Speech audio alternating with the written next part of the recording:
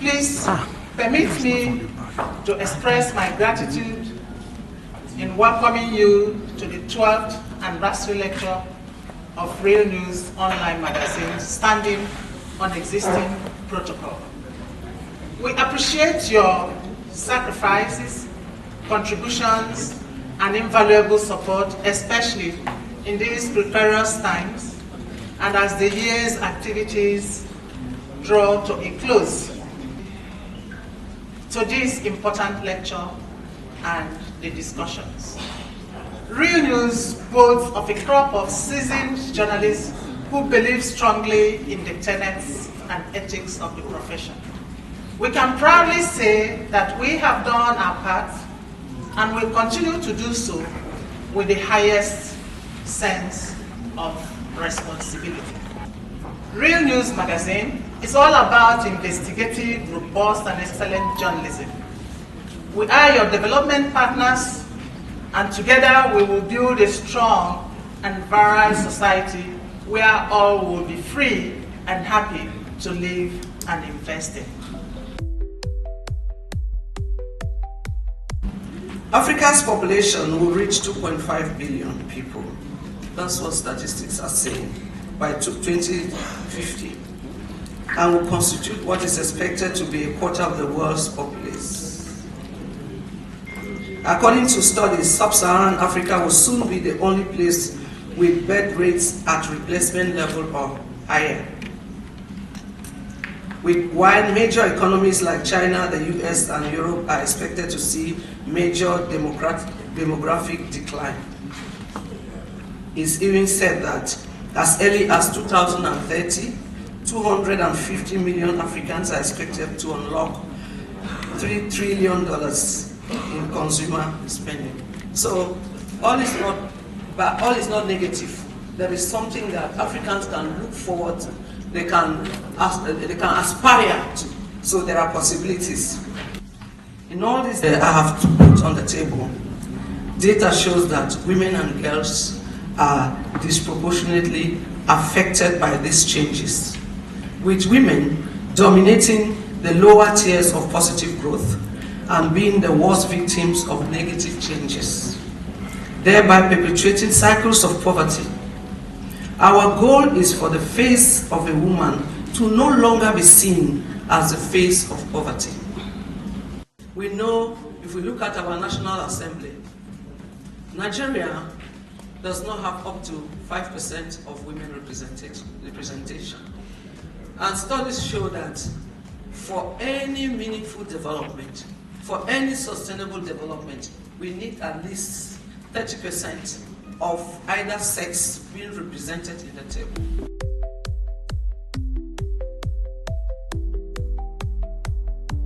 So today let me share with you a couple of ideas.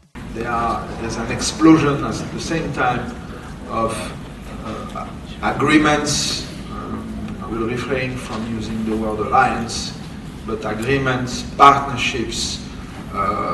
It is a sort of fair of willingness, excitement from countries to get into groupings. Some have coined the term plurilateralism, multilateralism, and it's quite it's interesting to note this sort of double movement that can be seen as contradictory at first in first value. On fragmentation, let me say a few words because it affects us. No question that politics could be an issue. Today, fragmentation stems mainly from the rivalry between US and China. This rivalry has led to profound transformation. You mentioned the WTO before. It has led to sort of completely stalled in a way, despite the great work that is done by my friend Ngozi, a former colleague at the bank.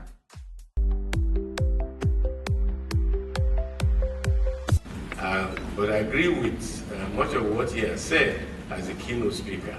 The point of reference, though, constantly the World Bank, the IMF.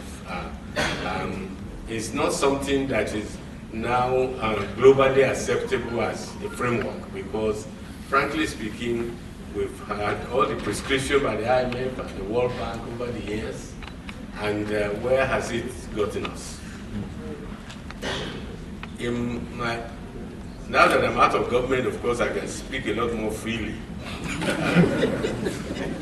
But I recall that in my previous incarnation, as a Minister of Foreign Affairs of Nigeria, 1984-85, when late General Buhari was head of state, military.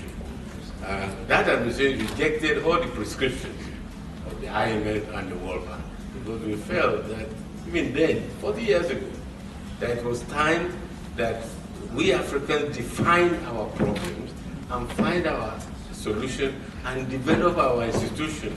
Meanwhile, fight for the reform of this global institution that was established in 1945, in which we are very poorly represented, but still maintain the hold on what we should think about how to solve our problems. But you know what happened? The Nigerian said knows what happened to us. We were thrown out.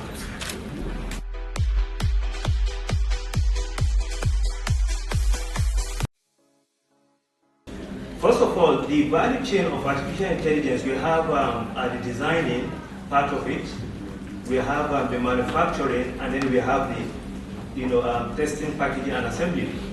And if you're talking about the manufacturing, that takes up to semiconductor. And I'm sure some of us here maybe this is the first time we're hearing about semiconductor, because in this part of the world it's not something that is common. Although it's been taught in our universities, but we do not have industries that are actually into microelectronics. So semiconductors are the things, the electronics or the devices or the chips that powers those artificial intelligence.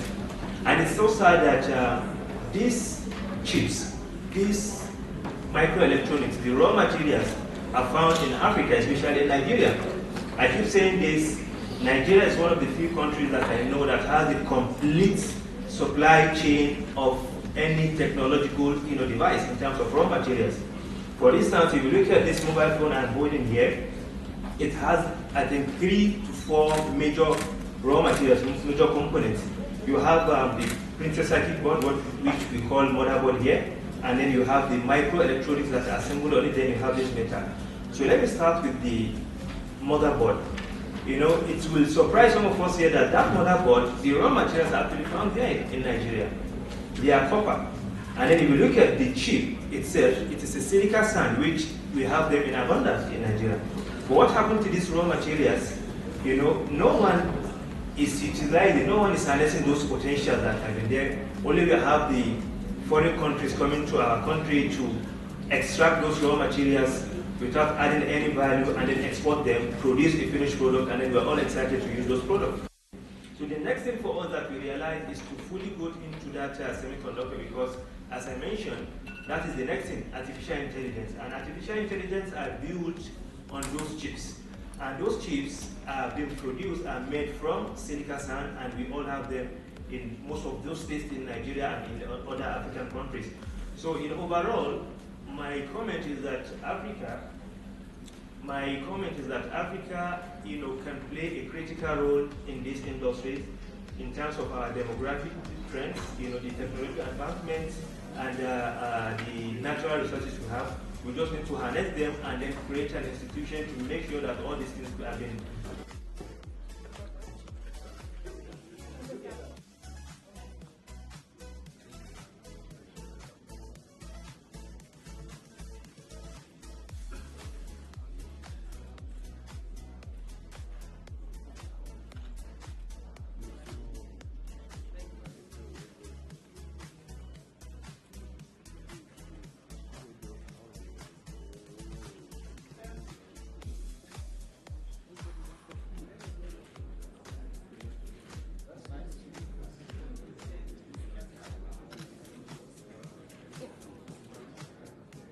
Okay.